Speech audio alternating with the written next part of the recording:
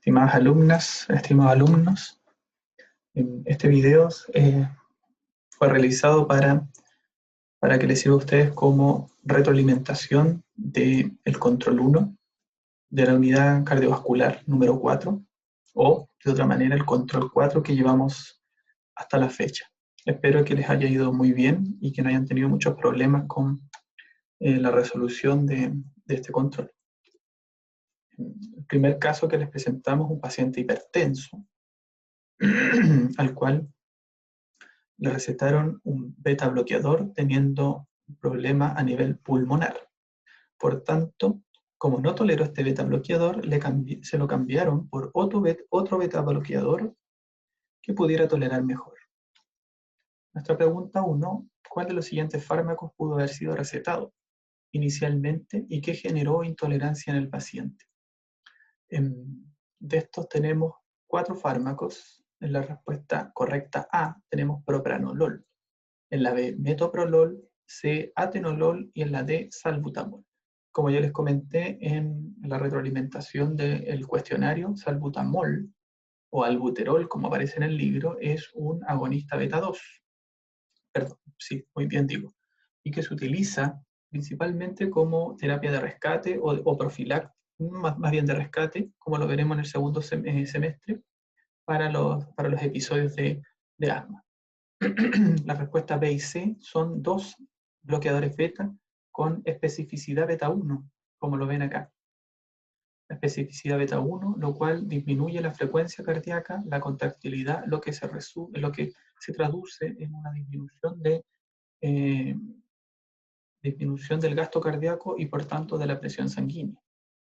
No obstante, propranolol, que es la respuesta correcta, también antagoniza los receptores beta 2 y en pacientes predispuestos, sobre todo en asmáticos, pero también en algunos con EPOC, estos pacientes son muy dependientes del agonismo beta 2 para la broncodilatación y puede cursar en ellos broncoconstricción y episodios de crisis respiratoria. Por tanto, el fármaco que pudo desencadenar algún problema con su problema respiratorio era propranolol, como respuesta correcta. No así metoprolol y atenolol, que en dosis terapéuticas adecuadas solo antagoniza principalmente las funciones cardíacas y no así y deja libre la función pulmonar. En la pregunta 2, que va de la mano, ¿cuál de las siguientes propiedades farmacológicas que aparecen acá es la requerida o que uno podría esperar en un antagonista beta o un fármaco que se utilizara para la terapia antihipertensora en este paciente? En este caso, se utiliza o se requiere un antagonista beta 1, tal cual lo tiene metoprolol o atenolol. También lo tiene el peropranolol, por tanto, podría haber sido la alternativa D, pero nuevamente aparece la respuesta el antagonismo del receptor tipo 2. Por tanto, esto es lo que no esperamos en un antagonista beta para el paciente. Por tanto, la respuesta correcta es la A.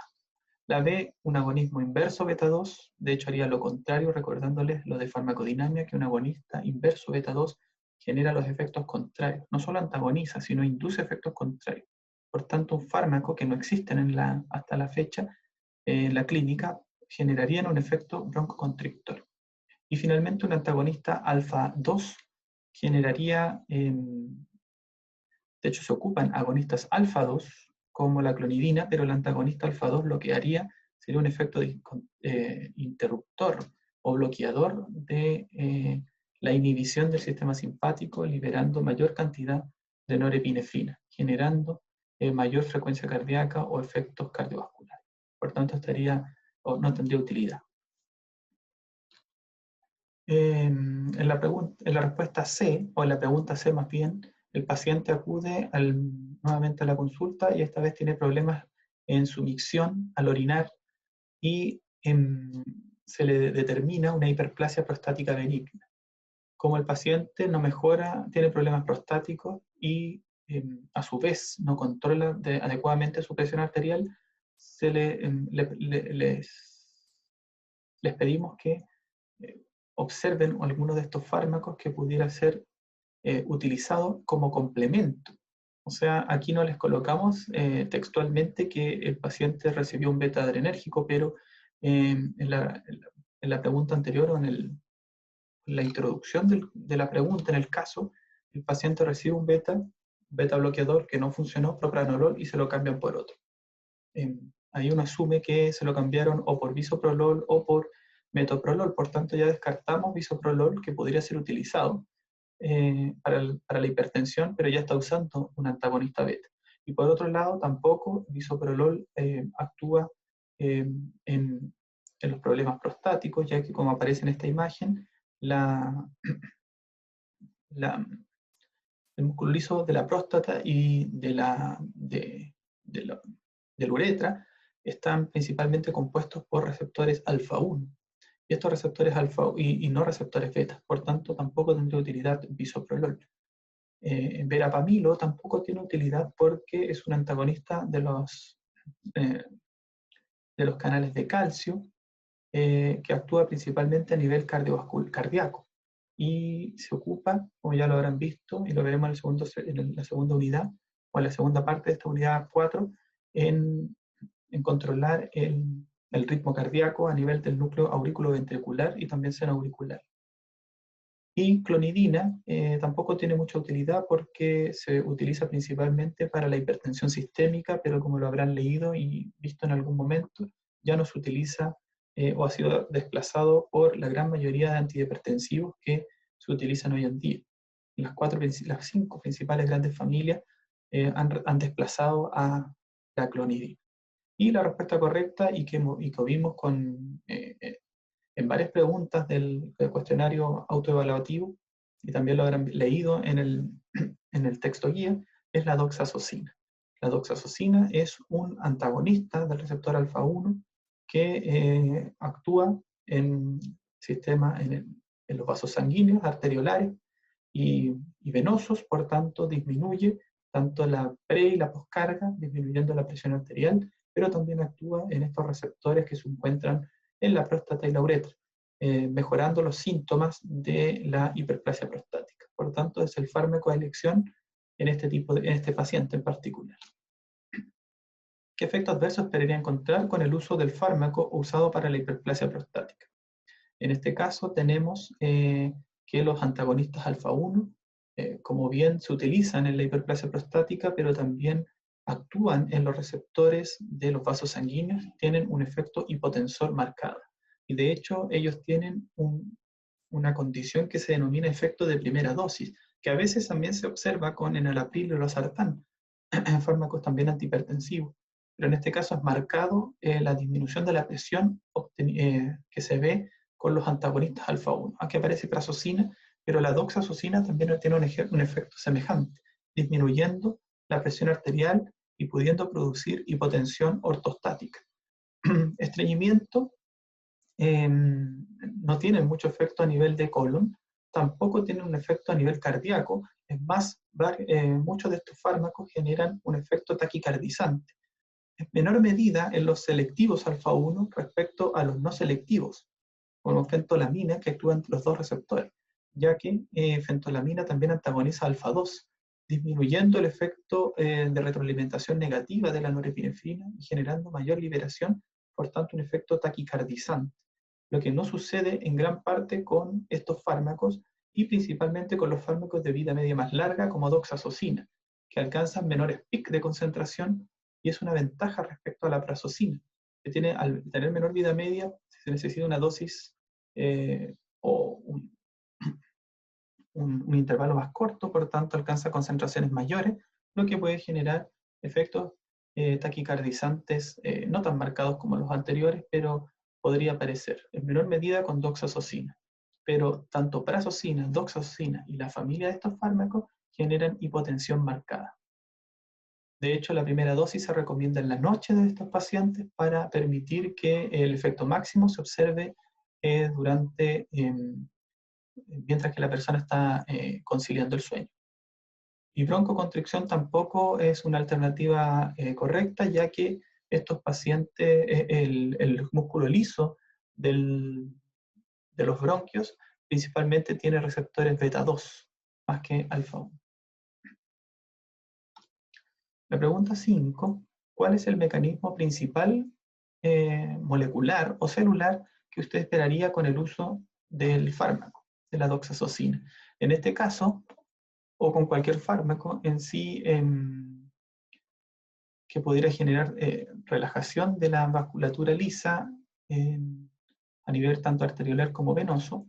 Acá tenemos un mecanismo común de los agonistas como norepinefrina en el receptor alfa-1 o como angiotensina en el receptor de AT1 de angiotensina o endotelina en su receptor respectivo, que activan la subunidad GQ, la proteína GQ, y lo que genera activación de fosfolipasa C y aumento del contenido de calcio citosólico, tanto a nivel de entrada por los canales tipo L como salida desde el retículo sarcoplásmico. El aumento del calcio citosólico lleva a la activación de la quinasa de la cadena ligera de miosina y, por supuesto, a la contracción de la musculatura lisa, en este caso vascular. Por tanto, ¿qué haría el fármaco? Prevenir este aumento del calcio en las células del músculo liso vascular, sabiendo que varios agonistas actúan directamente en la musculatura lisa vascular.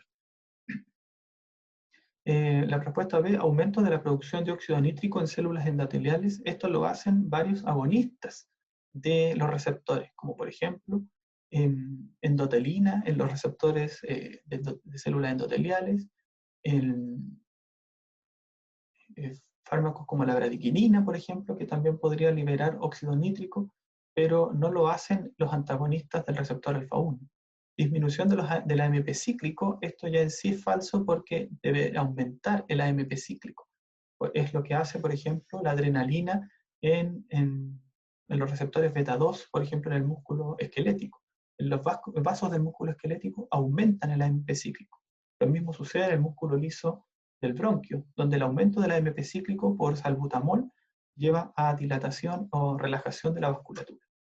Y aumento de los niveles de calcio en células endoteliales. Esto tampoco lo hacen estas moléculas, este fármaco. De hecho, esto lo hacen los agonistas, tal cual lo pueden generar los fármacos de la respuesta correcta B. Por tanto, la respuesta correcta es la A. El caso 2 es un paciente también hipertenso, obviamente. De eso se trata la unidad. Y debido a a un mal tratamiento, se lleva a la consulta y se trata con hidroclorotiazida, amlodipino y enalapril, debido a su hipertensión. Posteriormente, el paciente se controla bien su presión arterial, alcanzando esta presión que observan en el caso. La pregunta 6 es ¿cuál de los siguientes mecanismos de acción es por el cual se producen los efectos de la hidroclorotiazida? Como lo vimos arduamente o como aparece en el texto guía, como lo habrán visto en la guía de autoaprendizaje y, por supuesto, en el cuestionario que se les presentó y en la retroalimentación, los principales diuréticos son la hidroclorotiazida o los miembros de la familia de las tiazidas y de las edelasa. Tenemos acá los dos y tenemos los diuréticos tiazídicos que inhiben el syn-porter de sodio cloruro en el túbulo distal. Y de esa manera generan lo que ya hemos comentado arduamente, que es inhibición de la reabsorción de sodio con eliminación de sodio cloruro y también arrastre de agua. Por tanto, la respuesta correcta es la C, que inhiben el syn-porter de sodio cloruro. El syn-portador de sodio potasio cloruro es el que inhibe en el asa de Henle, en la parte ascendente gruesa del asa de Henle, es donde actúan los diuréticos del asa, que sería la respuesta correcta A. Disminuye la actividad de los canales ENaC, eso lo hace, por ejemplo, fármacos como la milorida, que actúa a nivel directo desde inhibiendo el canal, como aparece aquí en morado, e inhibir la acción de la sodio-potasio TPasa, eso no lo hace ninguno de los fármacos. Sería inhibir esta enzima. Perdón, esto o esto. Pero esa no hay fármacos en la clínica que se utilicen como diuréticos que inhiban esta enzima. La respuesta C es cuál de las siguientes aseveraciones señala el efecto de la hidroclorotiazida. Eso también lo vimos en el cuestionario de autoaprendizaje, en el que demostramos que la hidroclorotiazida, por un lado, y la gran mayoría de los fármacos diuréticos generan hipopotasemia, porque, como lo vimos en el mecanismo, libera sodio, o la gran cantidad de sodio que no se reabsorbe en el asa o en el distal, llega al túbulo colector, donde se intercambia el sodio, más que se intercambia, la reabsorción de sodio genera, por diferencias de carga, eliminación de potasio y de protones. Por tanto, se genera hipopotasemia. Y por otro lado, el propio, como les expliqué en el cuestionario, la inhibición en la reabsorción de sodio genera cambios de cargas a nivel de celular que lleva a la reabsorción de calcio. Y por tanto, la hidroclorotiazida favorece la reabsorción de calcio generando hipercalcemia. Por tanto, la respuesta correcta era hipopotasemia, porque eliminan potasio, e hipercalcemia, porque reabsorben calcio. Un efecto adverso que podríamos esperar en el mediano a largo plazo con la hidroclorotiazida es cualquiera de estas cuatro respuestas, era la hiperglicemia. Acá hay un esquema explicativo, pero la verdad es que no se sabe muy bien aún por qué pueden generar hiperglicemia. Algunos señalan que también los diuréticos tiazídicos actúan en el receptor o pueden inhibir el efecto del receptor de insulina, generando hiperglicemia, por generar una pseudo resistencia a la insulina. También otros promueven que hay una menor liberación de insulina desde las células beta pancreáticas, u otros efectos que pueden ser explicados por la baja de potasio. La baja de potasio, que genera la hipopotasemia, puede llevar a la disminución de la secreción de insulina. Ya sea cual sea el mecanismo por el cual se produce esta pérdida de función de la insulina, se lleva a la hiperglicemia. Acidosis metabólica generan todo lo contrario, como ya les comenté, la carga de sodio que llega al túbulo colector lleva a una eliminación excesiva de potasio, generando hipopotasemia y de protones, por tanto genera alcalosis metabólica. Aumento del HDL, hay estudios que indican, y como yo les comenté, que genera problemas de glucosa y de lípidos. Obviamente problemas negativos. En este caso llevarían a una disminución del HDL y aumento del LDL colesterol. Y la ototoxicidad es atribuible principalmente a los diuréticos del ASA y en especial al ácido etaclínico, que no se utilizan mucho, pero sí a la furosemida en dosis alta, sobre todo en las utilizadas en la insuficiencia cardíaca, donde a veces se requieren altas dosis para poder contrarrestar los efectos del edema pulmonar. En la pregunta 9 les preguntamos cuál podría haber sido de estas condiciones un uso alternativo de la hidroclorotiazida. Como lo habrán visto, al retener calcio, y lo mencionamos en la retroalimentación del cuestionario, al reabsorber calcio, estos pacientes pueden generar hipercalcemia.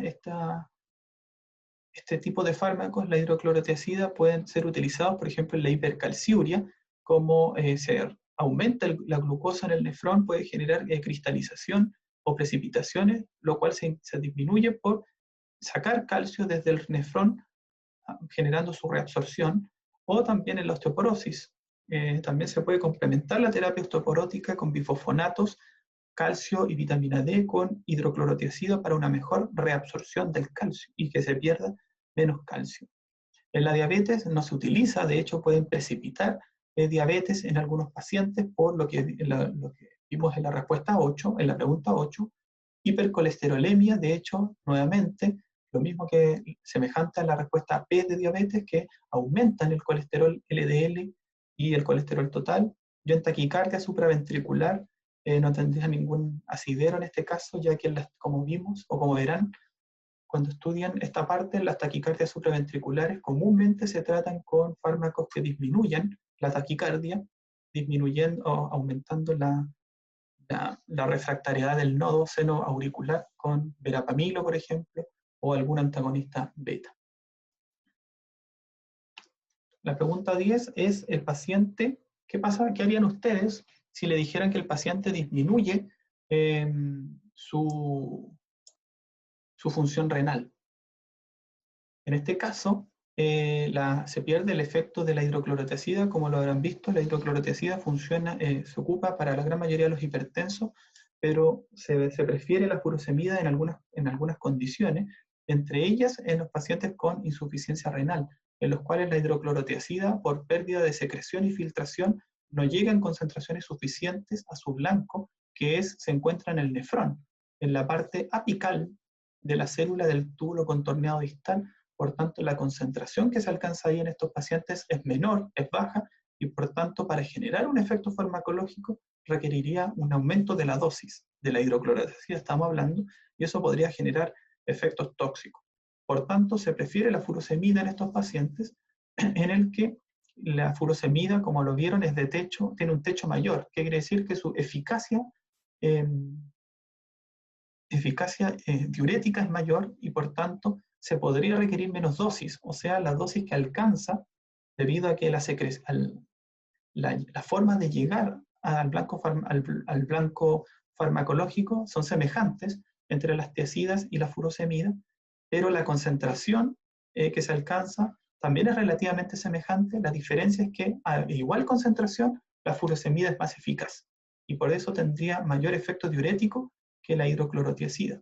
Como lo observan acá, se requiere más en estos pacientes con enfermedad renal, se requiere más dosis del diurético para alcanzar una misma eliminación de sodio. Baja la excreción de sodio en los pacientes con problemas renales y, como ven acá, la excreción es mayor con los diuréticos de ASA.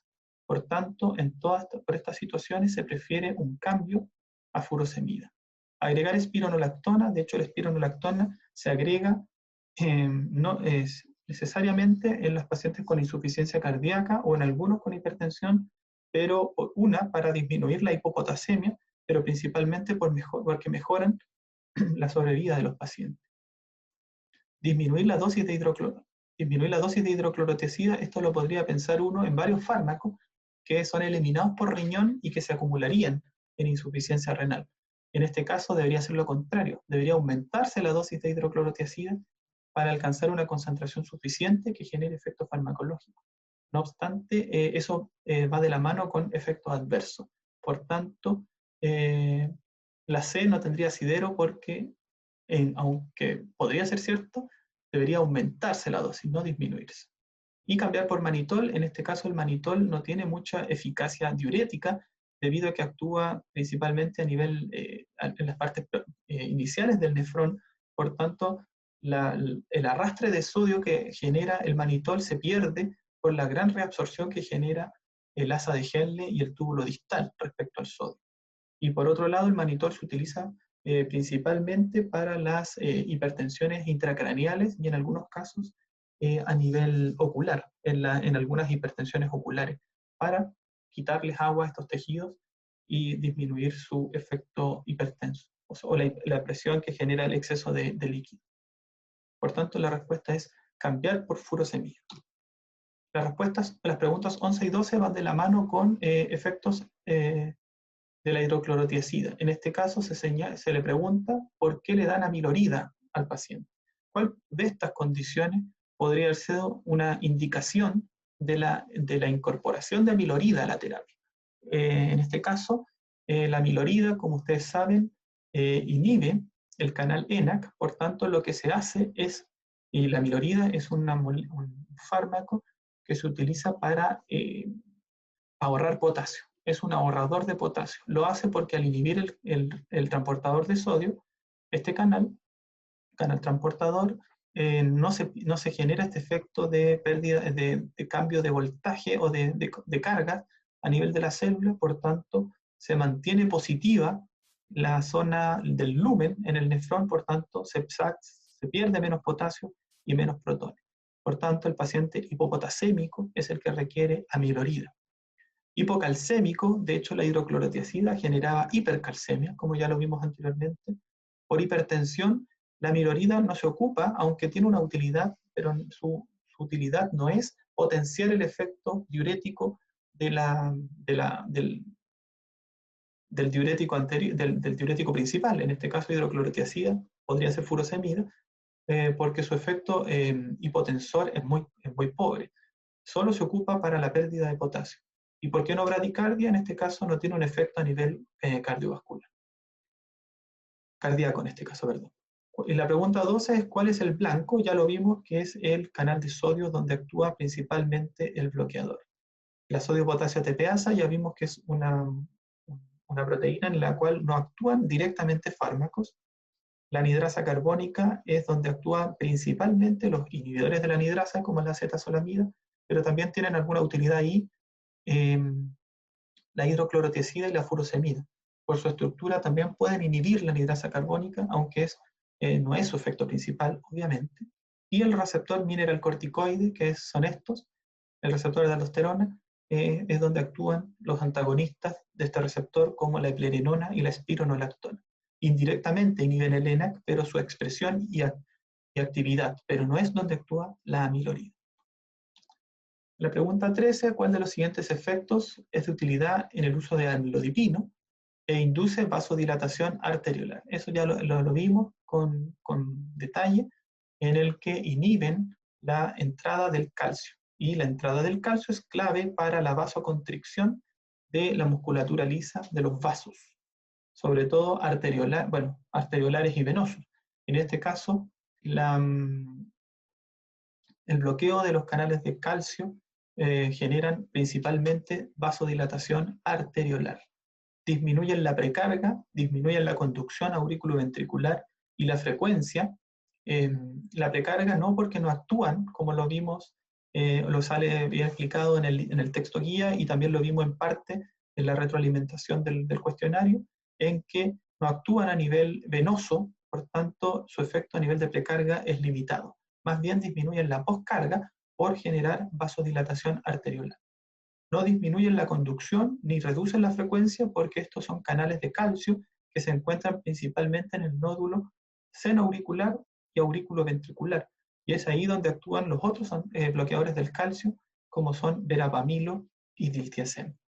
¿Cuál es la proteína que es inhibida por amlodipino para que genere este efecto? Es el canal de calcio. ¿Cuál de ellos? El sensible a voltaje. La calcio ATPasa de las membranas sarcoplásmicas, no hay un fármaco que lo inhiba directamente. Canales de calcio activados por ligando, esos no existen canales de calcio específicamente activados por ligando. Lo vamos a ver en el sistema nervioso central, en que existen fármacos que antagonizan los efectos del glutamato. El glutamato en su receptor NMDA promueve por ligando, en este caso el glutamato, genera una activación de un transporte, un canal que aumenta calcio, entre sodio, potasio y también calcio, pero no es el caso de este fármaco. Y el receptor de rianodina, liberador de calcio endoplásmico, ahí existen otros fármacos como los vamos a ver, no sé si alcancemos porque nos redujeron la temática del segundo semestre, pero fármacos como el dantroleno, que se utilizan en la terapéutica, inhiben específicamente el receptor de rianodina para evitar el exceso de calcio en el citosólico, pero no es el caso del amlodipino. La pregunta 15 es ¿cuál de estos efectos adversos esperaría encontrar? Y esta tablita se las mencioné con detalle en el cuestionario, en la retroalimentación del cuestionario, y vimos efectivamente que los pacientes podían experimentar con amlodipino y fármacos semejantes cefalea, también hipotensión o rubefacción o edema. La respuesta, si recuerdan, del cuestionario era edema, pero también podía producir cefalea. ¿Por qué no taquicardia? Refleja. Esto es porque fármacos como nifedipino, si recuerdan bien, había una diapositiva que yo les mostré, que es por su alta concentración, por tanto genera una dilatación marcada, lo que genera una taquicardia, tal cual se explica, por ejemplo, con prazosina, pero fármacos de vida media más prolongada, como amlodipino, y en el caso de los alfa-1 como doxazosina, tienen un menor efecto taquicardizante porque su efecto es más en el tiempo. Su concentración es menor, por tanto su efecto vasodilatador es menor. No así pueden generar hipotensión, como aparece acá, o dolor de cabeza por la propia hipotensión. Entonces, taquicardia no la produce amlodipino, y inotropismo negativo tampoco, por lo explicado, en que no actúan a nivel de los canales de calcio cardíacos, y el aumento de la creatinina plasmática tampoco afectan la función renal. Acá también tienen una tablita en la cual se indican los principales efectos adversos de los bloqueadores. Por ejemplo, dolor de cabeza con nifedipino y amlodipino, taquicardia y palpitaciones, específicamente con nifedipino, bloqueo auriculoventricular y problemas cardíacos con verapamilodiltiazem, y otros problemas como constipación con verapamil. Pero en sí, la principal efecto adverso que ustedes esperarían de estos con el amlodipino es la cefalea. La pregunta 16 es que el paciente llega tiempo después, anduvo súper bien con la terapia a base de, recuerden, hidroclorotiazida, enalapril y amlodipino, pero el paciente tuvo que cambiar uno de estos medicamentos por losartán. Por tanto, como lo explicamos bien, aparece en los libros, ustedes saben muy bien que losartán reemplaza principalmente a enalapril. Y de hecho, se explicó también que no se recomienda la inhibición dual, o si bien digo dual, del sistema renina-angiotensina. Por tanto, no se recomienda en muchas situaciones el uso de enalapril, digámoslo como un IECA, y losartán como un antagonista T1. Por tanto, losartán necesariamente tenía que reemplazar a enalapril. ¿Y cuál de las siguientes reacciones adversas pudo señalarle al paciente? Y vimos muchas veces que la tos, como aparece acá, producida por la bradykinin, es uno de los principales efectos adversos manifestados por los pacientes que toman enalapril o cualquier inhibidor de la ECA. Por tanto, en esos pacientes en que no se tolera esta reacción adversa, se cambia por un antagonista de la angiotensina, en este caso losartán. Hiperglicemia, esto no afecta ni enalapril ni losartán la glicemia. De hecho, se ha visto que pueden mejorarla, aunque no es concluyente. En la insuficiencia renal y la hiperpotasemia, ambos tienen que ver con esta condición. No es distinto al enalapril, a losartán y ECA, antagonista T1, estas condiciones C y D. De hecho, las diferencias radican en la tos producida por enalapril y el angiodema producido por enalapril. La pregunta 17 tiene que ver con cuál era el mecanismo del fármaco que reemplaza el losartán en este caso. Y aquí está además, yo creo, mencionar las otras alternativas, porque fácilmente, y lo vimos hasta el cansancio, en que los receptores AT1 son los que, en los que actúa la angiotensina para inducir su efecto vasoconstrictor, y que los bloqueadores AT1 como los losartán bloquean este receptor. Tenemos los receptores B2 de bradykinin, donde no existen fármacos de uso clínico, sí fármacos de uso para investigaciones preclínicas.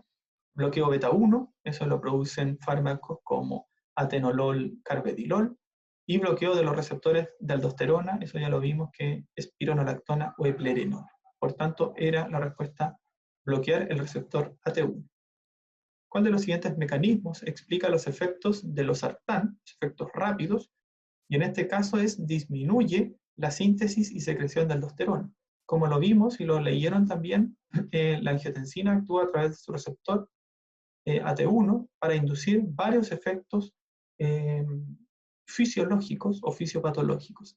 Entre ellos, vasoconstrictor, induce respuestas de mayor reabsorción de sodio y agua a nivel epitelial, induce la liberación de norepinefrina, pero también induce la síntesis de aldosterona.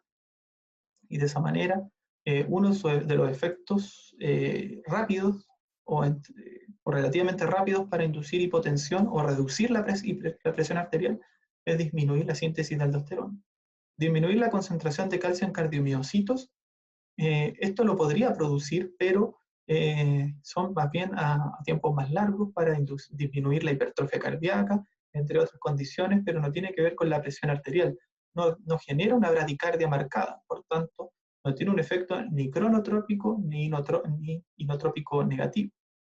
Reduce directamente la conducción auriculoventricular, igualmente como lo anterior, en este caso podría ser por ejemplo, diltiazem o verapamilo, o también un antagonista beta, que reducen la conducción auriculoventricular y la reducción de la proliferación, y esto sí lo hacen, pero no es una etapa aguda, rápida, como aparece acá. Es una etapa más larga y más que mejorar la presión arterial, eso mejora la aterosclerosis de estos pacientes o los problemas de arterias o los problemas coronarios de estos pacientes que pueden verse mejorados con este tipo de fármacos. La penúltima pregunta, ¿cuál de estas condiciones es una contraindicación? Y les comentamos que los inhibidores de la ECA, antagonistas AT1 y alisquireno, tienen algunas contraindicaciones, y entre ellas la más importante es, o entre las más importantes está el embarazo, ya que generan problemas, ya que la angiotensina es clave para el desarrollo de la anatomía y funcionalidad del riñón. Por tanto, no se utilizan en el embarazo. También en la estenosis bilateral del riñón o en estenosis de un riñón único, y en algunas otras condiciones que también no se utiliza este tipo de fármaco. El angiodema, en este caso, dependiendo del angiodema, pero podría ser IECA, y de hecho reemplazan a los IECAs cuando estos últimos generan angiodema. En insuficiencia cardíaca, de hecho, se prefieren los IECA por su mayor estudio y estudios clínicos, pero los sartán también es de utilidad como fármaco en la insuficiencia cardíaca e hipopotasemia. De hecho, generan hiperpotasemia, por tanto podría ser, y de hecho se usa junto con hidroclorotiazida para generar este equilibrio, los sartán, hiperpotasemia, hidroclorotiazida, hipopotasemia, y genera este equilibrio. Por tanto, hipopotasemia no es una contraindicación, de hecho, un uso favorable de este tipo de fármacos es la hipopotasemia. Y finalmente, ¿cuál de estas condiciones, cuál de estas acciones farmacológicas podrían explicar también un efecto hipotensor, no solo antagonizar el receptor AT1? Y la respuesta correcta es favorecer el receptor AT2. Como ven acá, si se centran en el cursor, los bloqueadores AT1, que aparecen acá en amarillito, como los sartán, candesartán, telmisartán, inhiben o bloquean el receptor, lo que genera una mayor concentración de angiotensina. Esto también se produce y descarta alguna de estas alternativas porque el receptor AT1 es importante para reducir la secreción de prorrenina o la síntesis de renina y prorrenina. Por tanto, el bloqueo AT1 favorece la secreción de renina y prorrenina y por tanto favorece la síntesis de angiotensina. Entonces, lo que nosotros podríamos haber esperado es un aumento de angiotensina 2 y un aumento de prorrenina y renina plasmática. Pero el aumento de angiotensina 2, y tenemos bloqueado el receptor AT1, obliga a la angiotensina, entre comillas obliga, a actuar en otros vías cardioprotectoras, como son la eliminación de un aminoácido para producir angiotensina 1,7 y actuar en el receptor MAS, que es cardioprotector, o actuar en el receptor AT2 para generar cardioprotección. Y de esa manera, el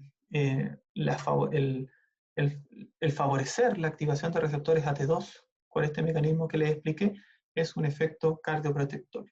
Y la D, ¿por qué se descarta? Promueve los efectos pleiotrópicos de aldosterona y todo lo contrario. De hecho, el receptor AT1 es importante para la síntesis de aldosterona y como está bloqueado, hay una menor síntesis de aldosterona.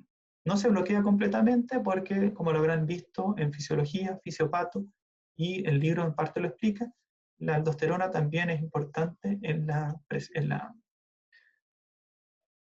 se libera por exceso de potasio, en la hiperpotasemia que generan estos fármacos. Por tanto, habría un aumento de aldosterona.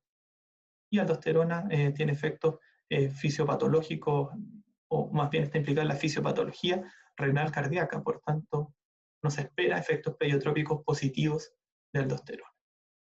Bueno, estimadas alumnas, estimados alumnos, con esto finaliza esta retroalimentación. Les vuelvo a repetir, espero que les haya ido bien en el control.